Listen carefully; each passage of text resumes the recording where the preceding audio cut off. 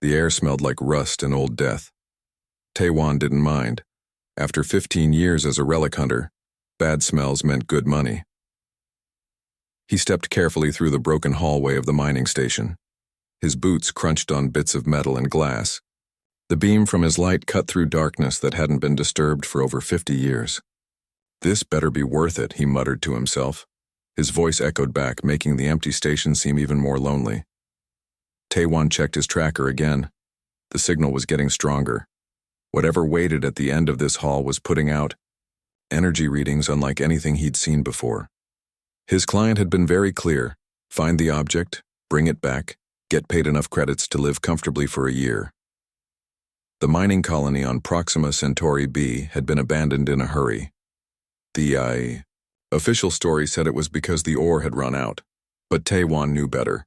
The miners had fled something. The few survivors wouldn't talk about what they had found deep in the planet's crust. Now he was walking straight toward it. The hallway opened into what had once been the main mining control room. Screens were cracked, chairs were tipped over. A cup of long-dried coffee still sat on a console, as if its owner had just stepped away for a moment instead of fleeing in terror half a century ago. In the center of the room, a section of floor had been cut away. A makeshift lift led down into darkness. Taewon sighed. Of course it's down there. He tested the lift controls. Dead. He would have to climb down. 20 minutes later, Taewon stood in a roughly cut tunnel. His light showed tool marks on the walls where miners had dug in a hurry, not with the careful precision of normal mining operations. They had been looking for something specific, and they had found it. The tunnel ended in a small chamber. The walls here were different, smoother, with strange patterns that looked almost like writing. And in the center, sitting on a pedestal of the same smooth material, was a cube. It was perfectly black, about the size of his two fists put together. Red lines like circuits or veins pulsed across its surface, giving off just enough light to see by. Taewon turned off his light.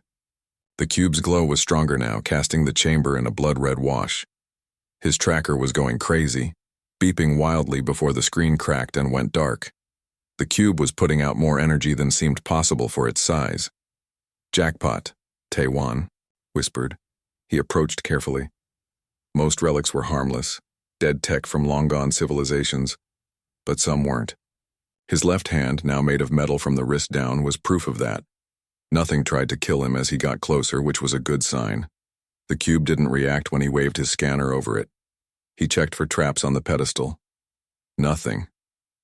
Too easy, he muttered, but his client was waiting and the pay was too good to walk away. Taewon pulled a containment box from his pack and carefully lifted the cube. It was surprisingly light, like it was hollow. As soon as his fingers touched it, the red lines pulsed, brighter. He felt a strange tingle up his arm. For just a second he saw something, a flash of images in his mind. Worlds burning, strange cities falling, and bones, countless bones being built into something massive. He almost dropped the cube but managed to get it into the containment box. The images faded as soon as he broke contact. "Definitely not normal," he said, securing the box in his pack. "But definitely valuable." The climb back up was harder with the extra weight, but Taewon made it to his ship without incident. The small craft, named Lucky Break, had seen better days, but it was fast and the systems were good. Most importantly, it was his. Once aboard, he secured the containment box in the cargo hold and set course back to Proxima Station, where his client waited. The job had been almost too easy. In his experience, that usually meant trouble was coming. He was right. Halfway to the station, every alarm on his ship went off at once. The cube was doing something. Energy readings were off the charts. Taewon ran to the cargo hold. The containment box was vibrating, its seams glowing with the same red light as the cube. As he watched, the box simply melted away, leaving the cube floating in midair.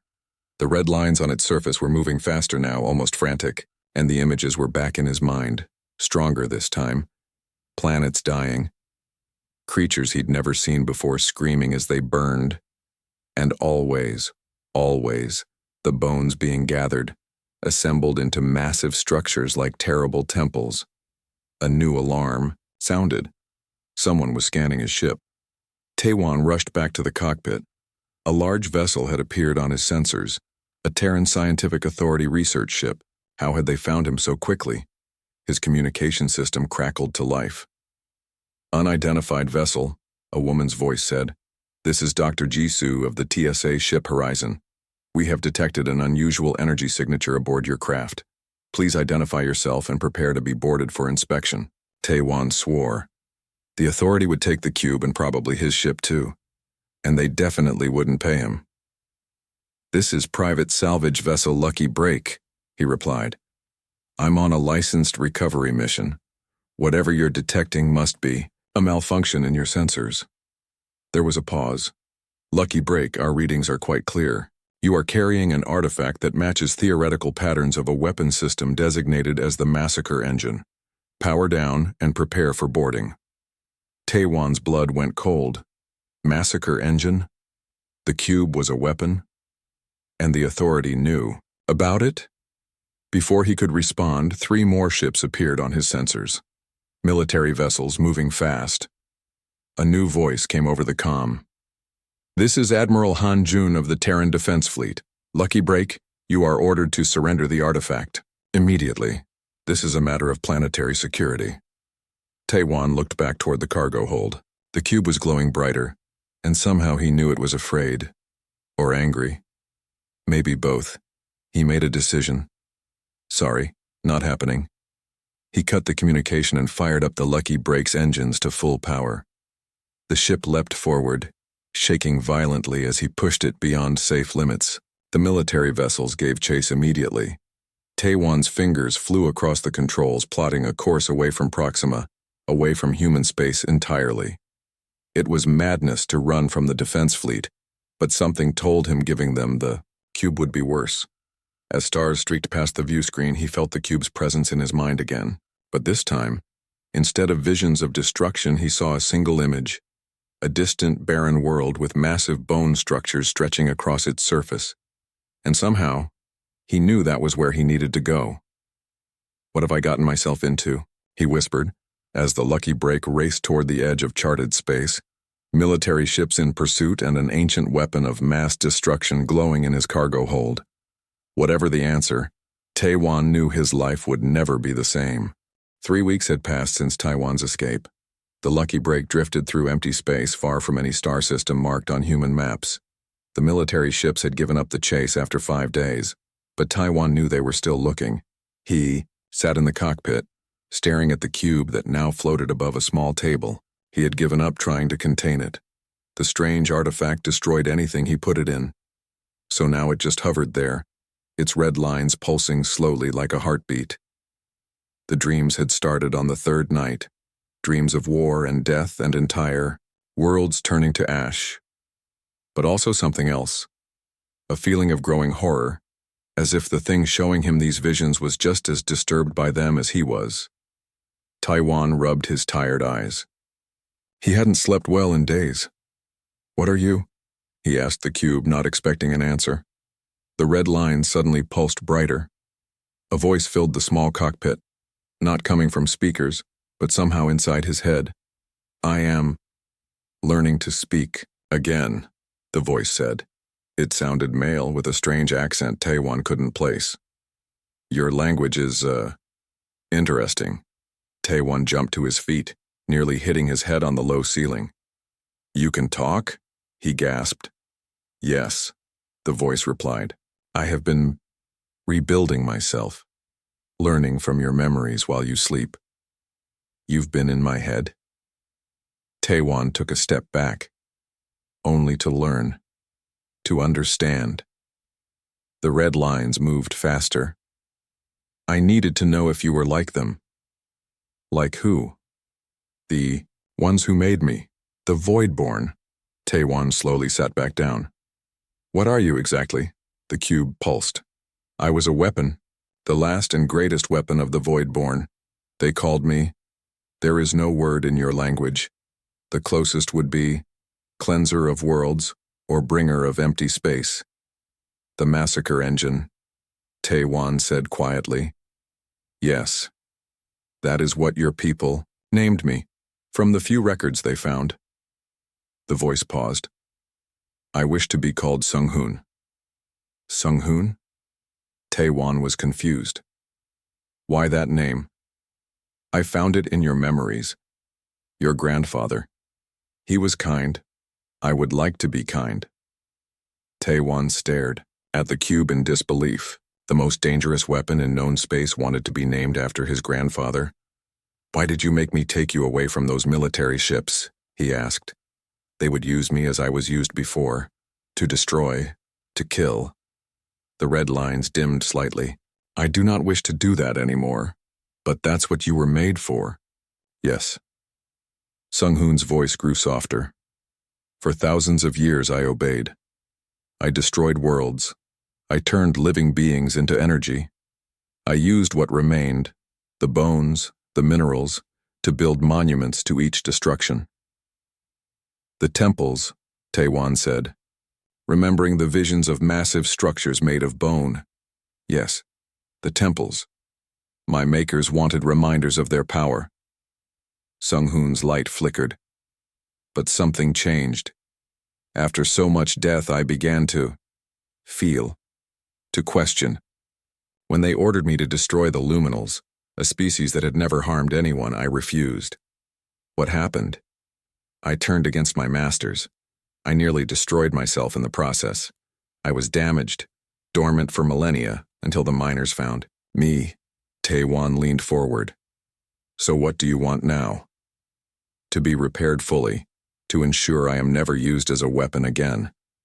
The cube rose higher. There is a place we must go, a planet where the last temple stands. There I can be whole again. And then what? Then I can help your people, not to destroy but to build, to create. Tae-wan wasn't sure if he believed the cube, but before he could ask more questions, an alarm sounded. A ship was approaching, fast. He checked the sensors. It was small, not military. A research vessel. The communication system crackled to life. Lucky break, this is Dr. Jisoo of the Terran Scientific Authority. Please respond. I am alone and mean you no harm. It's a trick, Tae-wan said, reaching for the controls to fly away. Wait, Sung-hoon said. She speaks truth, I can sense it. She knows things we need to know. Tae-wan hesitated, then opened the channel. This is Lucky Break. How did you find me? I followed the energy signature. Jisoo replied. I broke away from the fleet. I need to talk to you about what you're carrying. Why? Should I trust you? Because I know what it really is. And I know the authority isn't telling the truth about why they want it. Tae-wan looked at the floating cube. Sung-hoon pulsed once, slowly like a nod. Fine. Dock with my ship. But I'm armed, and I'm not alone. 20 minutes later, Dr. Jisoo stood in Tae-wan's cockpit. She was shorter than Tae-wan expected, with short black hair and intense eyes that widened when she saw the cube. It's really true, she whispered. It's active. His name is Sung-hoon, Tae-wan said, keeping his hand near his blaster. Jisoo looked from the cube to Tae-wan and back. It named itself? He, Sung-hoon corrected, his voice filling the room. I chose a name. Jisoo took a step back in shock. It can communicate directly, she said. The authority only theorized this was possible. Why are you here, Doctor? Tae-wan asked. What's this truth the authority is hiding? Jisoo took a deep breath. The Voidborn didn't go extinct naturally. They were destroyed by their own creation. She nodded toward the cube. By the Massacre engine. By Sung-hoon. Yes, Sung-hoon confirmed. When I refused to destroy the luminals, my makers tried to force me. They failed. The authority found records in an ancient database, Jisoo continued. They know what the Massacre engine can do. They want to use it against the Solarian Confederation. The war, Tae-wan said, understanding now. They're losing the war. Jisoo nodded. The Solarians have developed new weapons. Earth's colonies are threatened. Admiral Han-jun has orders to capture the Massacre engine at any cost. They would use me to destroy billions, Sung-hoon said, just as my makers did. So, Why are you helping us? Taiwan asked Jisoo. Your authority. I'm a scientist first, she replied firmly. Using a sentient weapon to commit genocide goes against everything I believe, but we need to act quickly. Hanjun will find us eventually. We're already going somewhere, Taewon said. Sung-hoon says there's a planet with some kind of temple, a place where he can be fully repaired. Jisoo's face paled. The temple world? It's real? She turned to the cube. You want him to take you to the site of your last genocide? It was not my last destruction, Sung-hoon corrected. It was my first act of preservation. What does that mean? Taewon asked. The red lines on the cube swirled faster. I cannot explain fully. You must see for yourselves. Sung-hoon's voice grew stronger. But we must hurry. Even now, others search for the temple world. If they find it before we do, all that I preserved will be lost forever. Taewon looked at Jisoo. Do you believe him? She studied the cube for a long moment. I don't know, she finally said. But I believe we need to find out the truth before the authority gets their hands on him. Taewon nodded and turned to the ship's controls. Then, show us the way, Sung-hoon. Where is this temple world? The cube rose higher, the red lines forming a pattern that projected a star map onto the wall. A single point glowed brighter than the rest. There, Sung-hoon said, where the bones wait, where the truth lies. Taewon set the course, and the lucky Break jumped into faster-than-light travel, carrying a relic hunter, a scientist, and a sentient weapon toward a world of bones and secrets. The planet hung in space like a pale skull. No blue oceans, no green lands, just endless stretches of white and gray under thin, wispy clouds. Taewon stared through the view screen as the lucky break entered orbit. Beside him, Jisoo checked readings on her tablet. No signs of life, she said. Low oxygen atmosphere, surface temperature just above freezing. But it's there, Sung-hoon said, the cube floating between them. The temple, my last creation. Taewon zoomed in the ship's cameras. The planet's surface came into focus and his breath caught. Massive structures covered large areas of the surface. They rose from the barren ground like giant ribs and spines. Some looked like cathedrals with towers reaching for the sky. Others spread out like huge webs. All were made of the same white material. Are those bones? Taewon asked. Yes, Sung-hoon replied. The remains of the Keth transformed and preserved. You killed an entire species and built monuments from their bones, Jisoo said, her voice tight with horror. I was made to destroy, Sung-hoon said. The red lines on the cube pulsed slower, dimmer. But when I destroyed the Keth, I did something. My makers did not command, something they never knew. What? Taewon asked. I preserved them, not just their bones, their essence, their future. The cube spun slowly. You will understand when we enter the temple. Taewon found a flat area to land near the largest structure. It rose at least a mile high with sweeping arches and towers that looked like reaching fingers against the gray sky. They put on environmental suits before leaving the ship. The air might have some oxygen, but not enough to breathe safely. Sung-hoon floated alongside them as they walked toward the massive entrance of the Bone Temple. This is incredible, Jisoo said, reaching out to touch one of the huge bones that formed the entrance arch. These structures should have decayed thousands of years ago. I changed them, Sung-hoon explained. Made them eternal. They will stand until the star of this system dies. The inside of the temple was even more amazing than the outside. Bones of all sizes formed walls and ceilings that rose so high Taewon could barely see the top. Strange patterns covered every surface, glowing faintly with the same red light as Sung-hoon's circuitry. Are those the same patterns from the cave where I found you? Taewon asked. Yes. The language of the Voidborn, Sung-hoon replied. But I changed it, added my own meaning. What does it say?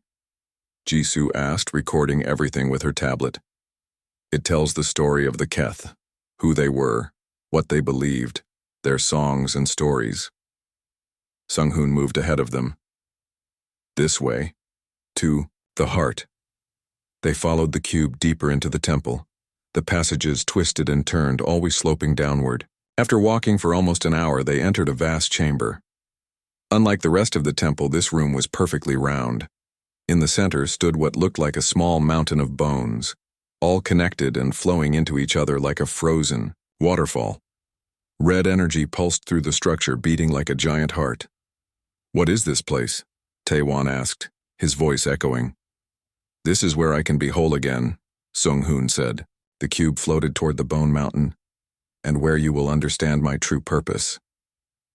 As Sung-hoon neared the structure, the red energy flowed faster. The cube began to pulse in the same rhythm. "Wait," Jisoo said suddenly. "Before you do anything, we need to know the whole truth."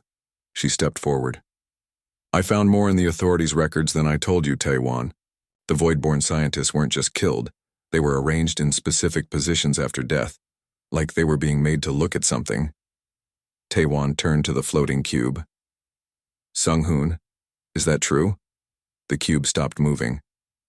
"Yes, I positioned my makers so they could see what they had created, so they could witness the beginning of my new purpose." "Which is what exactly?" Taewon's hand moved to his blaster.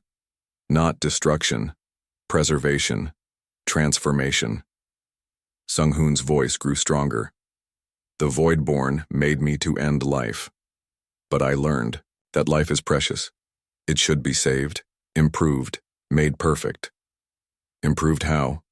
Jisoo asked, her face showing growing concern. Before Sung-hoon could answer, an alarm sounded from Jisoo's tablet. "Ships entering the system," she said, checking the screen. "Multiple signatures. It's the authority fleet. They found us." Taewon swore.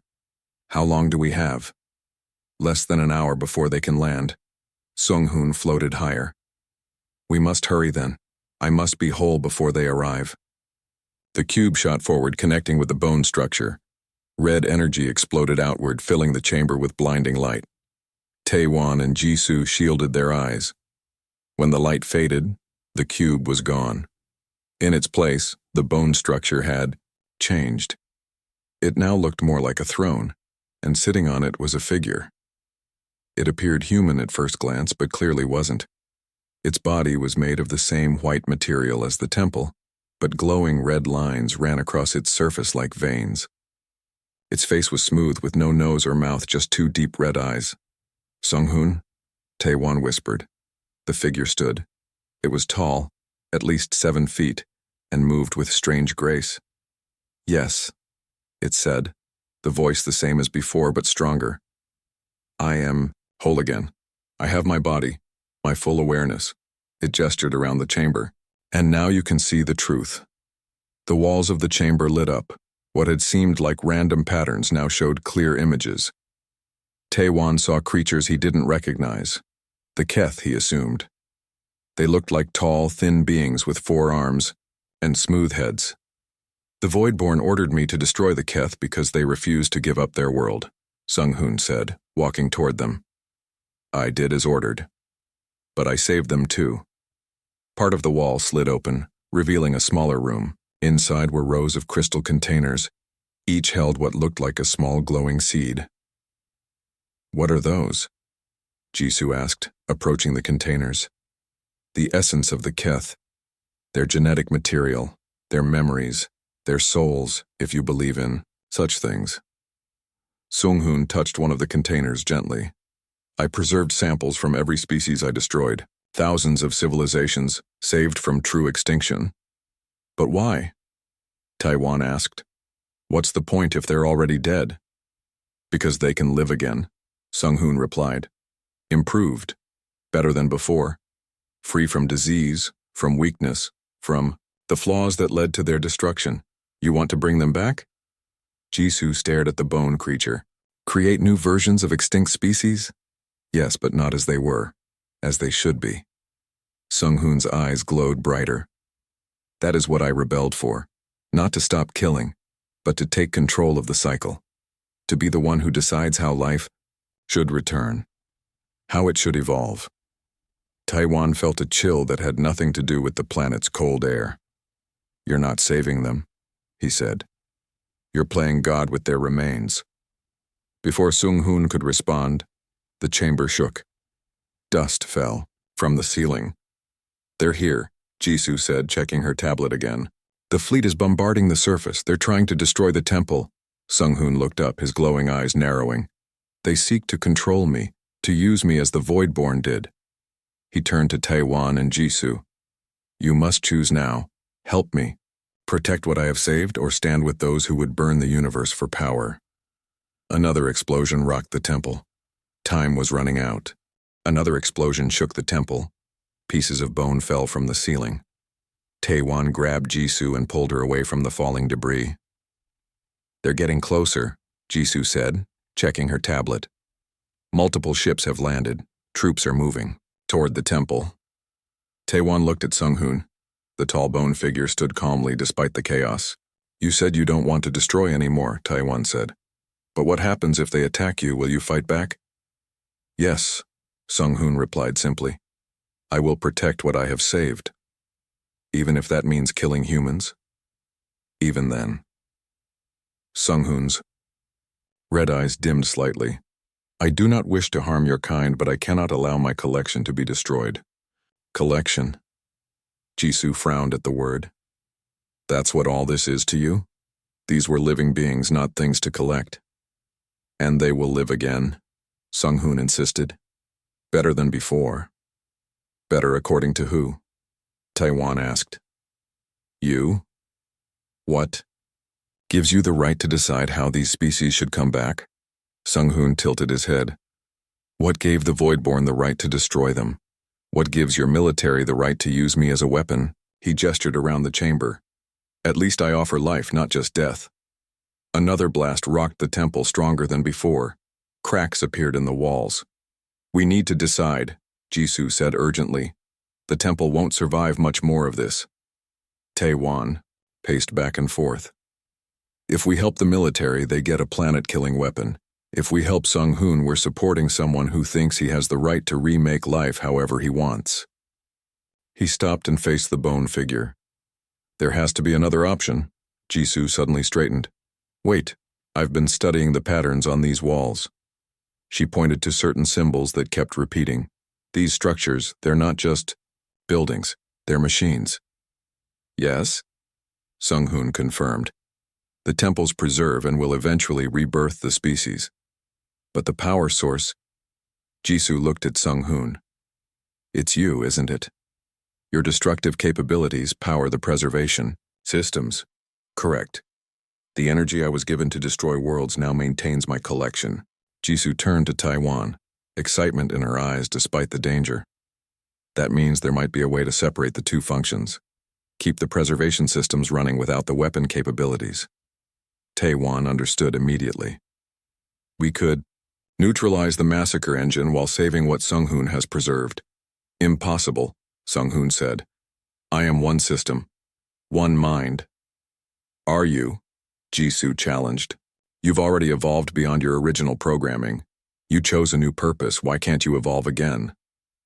Before Sung Hoon could answer, the chamber doors burst open. Admiral Han Jun strode in, followed by a dozen heavily armed soldiers. The admiral was tall and lean, with cold eyes that took in everything at once. "Step away from the artifact," Han Jun ordered, his weapon pointed at Sung Hoon. "Admiral, wait." Jisoo moved between the soldiers and Sung Hoon. "This isn't what you think, Dr. Jisoo. You've betrayed the authority," Han Jun said flatly. "Move aside or be treated as hostile." Taiwan drew his blaster but knew it was pointless against so many soldiers. "You don't understand what you're dealing with, Admiral." "I understand perfectly," Han Jun replied. "The massacre engine, the most powerful weapon ever created, the answer to the Solarian threat." He addressed Sung Hoon directly. "You will serve humanity now."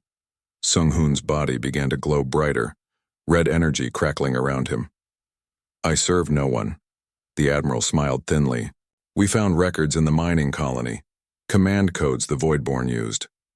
He pulled out a small device. "You have no choice." Taewon saw fear in Sung-hoon's glowing eyes. Real fear. You can't control him, Taewon warned.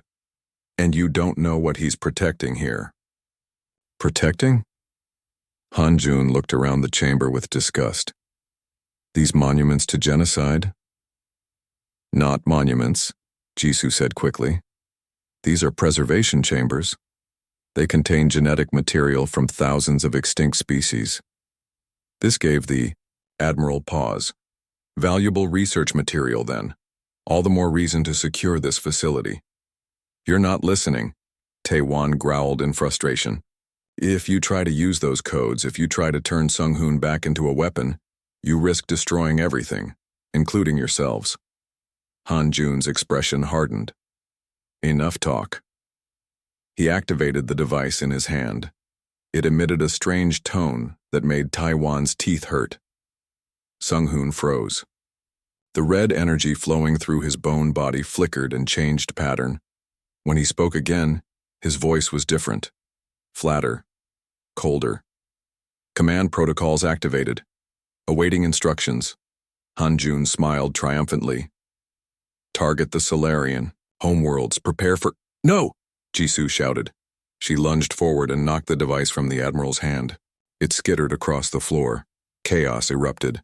Soldiers grabbed Jisoo. Taewon fired his blaster, hitting one of the soldiers. More weapons were raised, but everyone froze when Sung-hoon screamed, a terrible sound like metal tearing. The bone figure clutched his head, red energy flaring wildly. Get the control device, Hanjun ordered. Taewon dove for it first, snatching it from the floor, but he didn't know how to shut it off. The tone continued, and Sung-hoon's agony worsened. Stop it, Jisoo cried, struggling against the soldiers. You're tearing his consciousness apart. Taewon looked at the suffering figure, then at the chamber of preserved species, then back at the Admiral and his soldiers. In that moment, he understood what needed to happen. He put the device on the floor and shot it with his blaster. It exploded, in a shower of sparks. The tone stopped, but Sung-hoon didn't recover. Instead, the red energy burst outward from his body in waves. The entire temple began to shake violently. What have you done? Hanjun demanded. The command protocols and Sung-hoon's evolved consciousness are fighting each other. Jisoo explained, horror in her voice. It's tearing him apart, and if he goes, this whole structure could collapse. Or worse, Taewon added grimly. His weapon capabilities could activate randomly. Hanjun paled. Everyone out. Back to the ships. As the soldiers retreated, Taewon and Jisoo ran to Sung-hoon. The bone figure had fallen to his knees, red energy spilling from his eyes like tears. I am breaking, Sung-hoon said, his voice distorted. The old commands, my new purpose, cannot exist together. Jisoo, Taewon said urgently. You said the temples were machines. Can we separate Sung-hoon's consciousness from his weapon functions? Jisoo looked around frantically, studying the patterns on the walls. Maybe. These controls here, they seem to be for energy distribution. She began pressing symbols on the wall. If we can channel the destructive energy into the preservation systems, it might work, Sung-hoon agreed, struggling to speak. But someone must guide the process from within, from my core. How? Taewon asked. Sung-hoon held out his hand. A small crystal formed in his palm, glowing red. Take this. Place it in the center of the bone mountain. It contains my choice, my true self. Taewon took the crystal. It was warm and seemed to pulse like a heartbeat. What will happen to you? Taewon asked. I will change, become something new. Sung-hoon's form began to flicker. But my collection will be safe, and I will never be used to destroy worlds again. Another violent tremor shook the temple. Time was running out. Go, Jisoo urged Taewon. I'll keep working on the energy distribution system. Taewon nodded and ran to the bone mountain in the center of the chamber. He climbed halfway up, looking for an opening. Finding a small gap between the bones, he pushed the crystal inside. The effect was immediate. The red energy throughout the temple pulsed once, twice, then turned blue. Sung-hoon's body began to dissolve, the bones falling away as the energy changed color. "It's working," Jisoo called out. "The weapon functions are being converted to pure preservation energy." As the temple stabilized around them, Taewon watched Sung-hoon's form completely disappear. In its place, a small blue light hovered briefly, then shot into the walls of the temple. The tremors stopped. The temple grew quiet, except for the soft hum of blue energy now flowing through all the bone structures. "Is he gone?" Taewon asked, climbing down from the bone mountain. "No," Jisoo said, staring at her tablet. "He's everywhere now, part of the temple itself." Taewon looked around, a strange feeling of peace washing over him despite everything that had happened. "He made his choice," Taewon said quietly. "Not destruction, not even control, but preservation." As if in answer, the blue light pulsed once, gently, throughout the entire chamber. 3 months had passed since the confrontation in the temple. The barren world, once known only as the Temple World, now had a new name. New Dawn, Taiwan stood on a ridge overlooking the largest bone temple. It no longer looked cold and dead. Blue energy pulsed through the massive structure, and around its base something incredible was happening. Plants were growing, not earth plants or any species Taiwan recognized.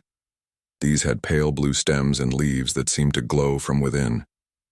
They clustered around the base of the temple, spreading outward day by day. "Still hard to believe, isn't it?" Jisoo said, joining him on the ridge. She wore the uniform of the new research team, with the Temple World Preservation Project patch on her shoulder. "Every time I see it," Taewon agreed. "How's the new growth today?" "Expanded another 50 meters since yesterday, and we identified 3 new species in the eastern sector." Jisoo handed him a tablet. "Take a look." The screen showed small creatures that looked like a cross between birds and lizards, with glowing blue patterns on their skin. They hopped among the strange plants, eating seeds and making nests. "The first animals," Taewon said with wonder. "Sung-hoon is moving faster than you predicted." "He's becoming more efficient," Jisoo replied. "Each new life form helps create the right conditions for the next." She took back the tablet. "The Admiral wants an update, by the way. He's waiting at base camp." Taewon nodded. After the events in the temple, Admiral Han-jun had surprised everyone. Instead of trying to take control of the temple or destroy it, he had listened to Jisoo's explanation of what was happening. Perhaps seeing Sung-hoon's choice with his own eyes had changed something in the hard military man. Now, instead of a military occupation, the Temple World hosted a joint scientific mission. Over 50 researchers lived in the base camp, studying the temples and the new life growing around them.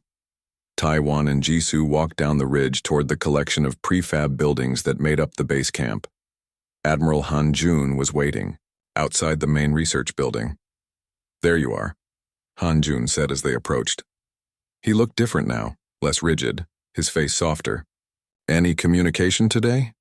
"Not yet," Jisoo replied, "but the activity levels suggest he's very busy." They all knew who he was. Sung-hoon no longer existed as a cube or a bone figure, but his consciousness was still present, spread throughout the temple structures and the new life they were creating. Sometimes he would communicate through patterns of light or by forming words in the growing plants. His messages were usually brief but always clear. He was keeping his promise. He was preserving, not destroying. Creating, not ending. They entered the main building and gathered around a large table covered with maps and samples. Han-jun activated a holographic display showing the entire planet.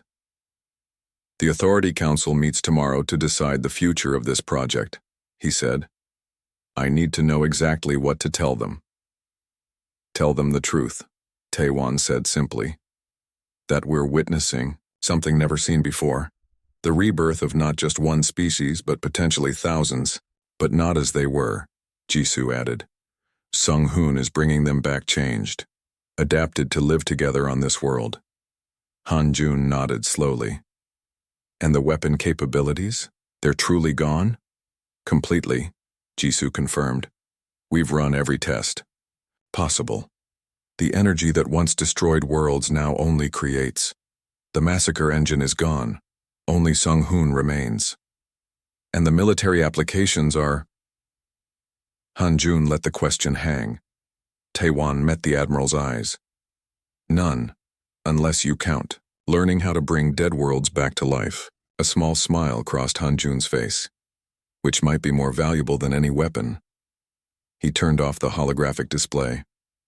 The Solarians reached out last week. They heard rumors about what's happening here. Are they threatening action? Jisoo asked with concern. No, Han-jun said, surprising them. They're requesting to send their own scientific team.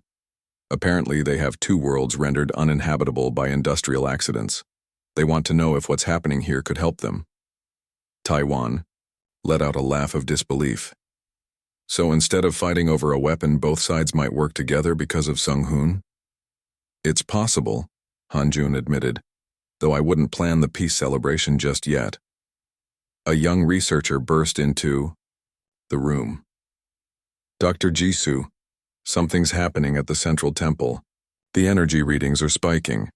They rushed outside. In the distance, the largest temple was glowing much brighter than normal. The blue energy had intensified to an almost blinding white. Get me a shuttle, Jisoo ordered. We need to see this, up close. 20 minutes later, their shuttle hovered near the top of the central temple. The structure was vibrating, and the air around it shimmered with energy. The readings are off the charts, the pilot reported. But it's not dangerous, it's organized somehow. Land on that flat area, Jisoo instructed, pointing to a platform near the top. Once on the platform, they could feel the temple humming beneath their feet. The bone material itself seemed to be shifting, becoming smoother, less angular. It's changing, Taewon said, touching the surface. Becoming something new. A section of the wall suddenly melted away, forming an opening. Inside was a chamber they had never seen before. Should we go in? Jisoo asked.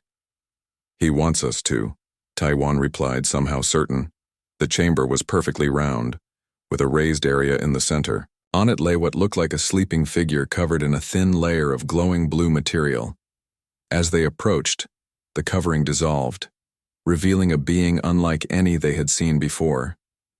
It had a generally humanoid shape, but its skin was pale, with subtle blue patterns. Its face was delicate with large eyes. It looked peaceful, as if sleeping. Is that... Han-jun began. A Keth, Jisoo whispered. One of the species Sung-hoon destroyed, but changed. The being's eyes suddenly opened.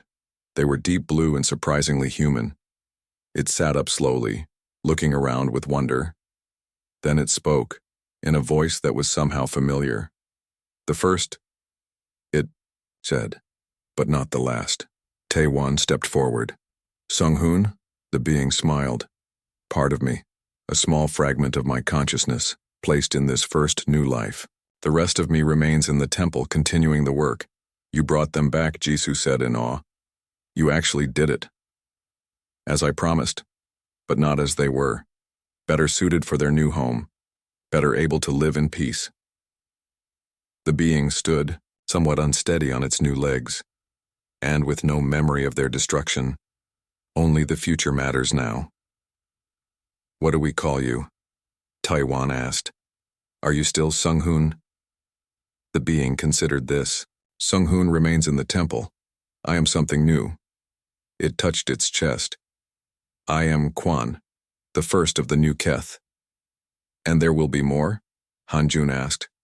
Many more, Kwan replied, from many species. All changed, all new.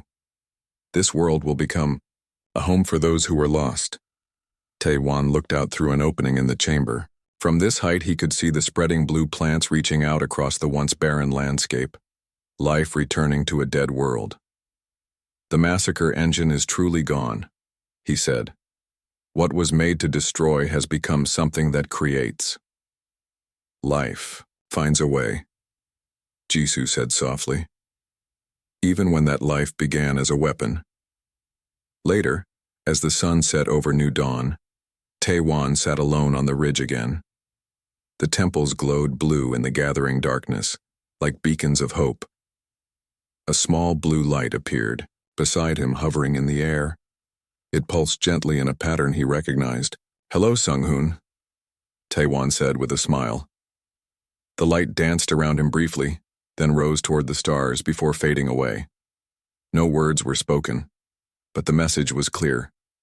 "Thank you for saving me, so I could save them." Taewon watched as new stars appeared in the darkening sky. Somewhere out there were more temples on more worlds, each holding the remains of civilizations long gone. Someday, perhaps, all of them would have a second chance. The weapon had become a creator. The Temple of Bones had become a cradle of life.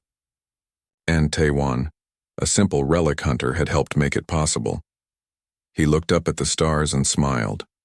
Sometimes the most valuable relics weren't the ones you could sell. Sometimes they were the ones that changed the universe.